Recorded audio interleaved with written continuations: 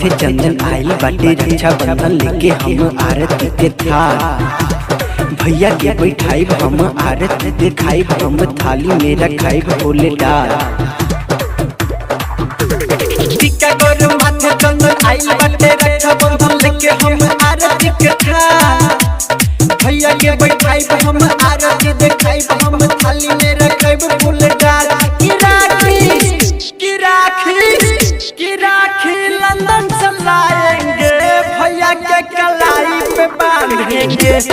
राखी London से लाएंगे भैया के कलाई पे बांधेंगे।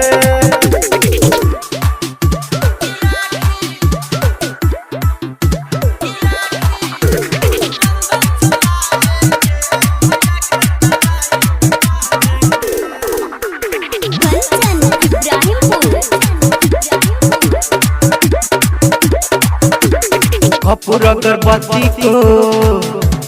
बाहर कर दिखाएंगे रसगुल्ला से मुंह मीठा कराएंगे कपूर अगरबत्ती को बाहर कर दिखाएंगे रसगुल्ला से मुंह मीठा कराएंगे की राखी लंदन से लाएंगे भैया के कलाई पे बांधेंगे की राखी लंदन से लाएंगे भैया के कलाई पे बांधेंगे। Presenting by Vandana music Kanchan Ibrahimpur. Ashiq Akash भैया राखी बंधवाएंगे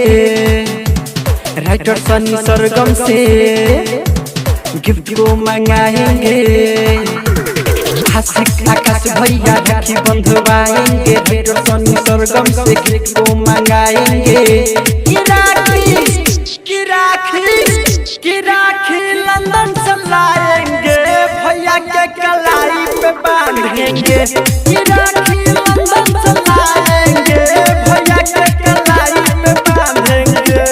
टिक्का गोर माथे चंदन आइल बाटे रक्षा बंधन लेके हम आरती के थाल भैया के बैठाई हम आरती दिखाई हम थाली में रखाई फूल डाल की राखी लंदन से लाएंगे भैया के कलाई पे बांधेंगे।